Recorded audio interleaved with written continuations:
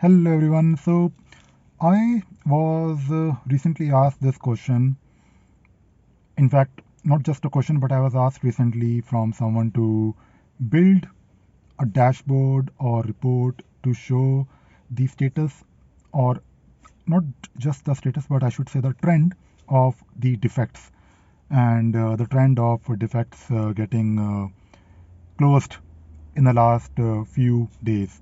Now, on my channel, of course, I talk about a lot of wonderful things that you can do with EasyBI. Now, if you have EasyBI, you can always create a report based on the historical information, because whenever you are working on the uh, issues, you're changing something. Let us say you change the status, you change the field values, and using EasyBI, you can always create a historical report. So you can basically figure out what was the status of your defects, for example, yesterday. What was the status? And when I say what was the status, I'm talking about, let us say, a count.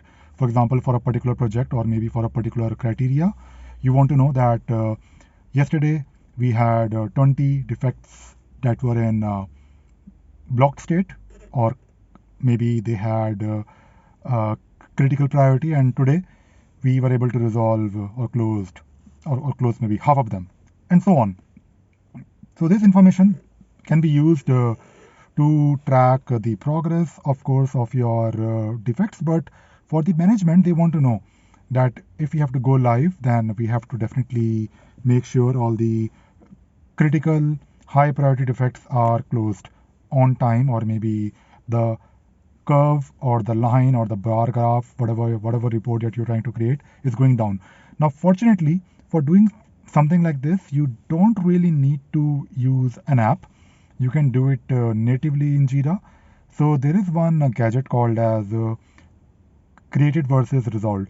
Now, what you can do, you can actually, and good thing about the gadgets is that you can reuse these gadgets. So imagine that you create a filter first, and when you create a filter, you can specify or write a JQL to only focus on, let us say, critical bugs with a specific label. Basically, any criteria that you may want. It could be just one filter, it could be multiple filters. So just have a filter for your defects and use that particular filter in your gadget. So you can create this gadget on your on your dashboard, and basically you will see two lines, one red line and one green line. Now the red line will show you the number of issues getting created on a particular day, and the green line will show you the number of issues getting resolved on a particular day. And this will give you a very nice trend, and for the management it will give them a very good visibility of what is happening when it comes to resolving defects, because you want to focus on resolving defects before you can go live, or before you launch a product, or before you deliver your project to your customer. Now, the number of issues getting created is clear, because that would be based on the creation date. So if today you raise 20 bucks, so that is your number. But the resolution is based on not on the status, but actually on the resolution field. So in Jira, when you resolve something, or basically when you update the resolution field, it basically means that no further work, or that is the final outcome of the bug. Now, if you're talking about a bug, if you have a resolution field in, now resolution could be, okay, we resolved the bug, it was fixed, or maybe it was not fixed, but it was duplicate, or maybe it was closed or rejected. So your resolution could be anything.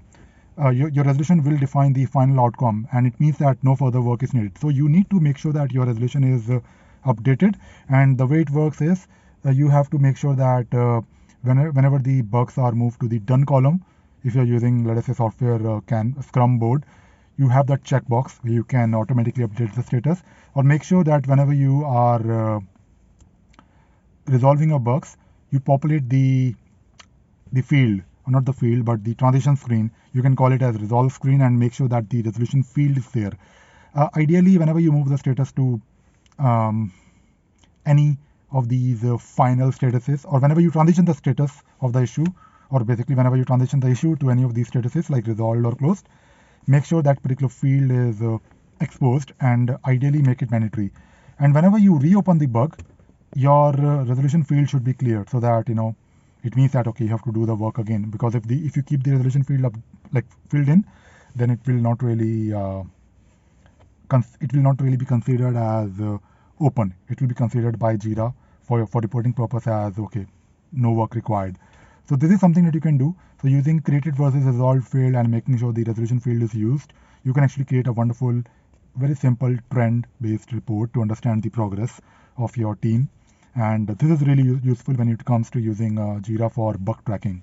And I mean, Jira was, and even now, it has been very popular for doing pure issue tracking, bug tracking, defect tracking, and this report has been there for many years in Jira.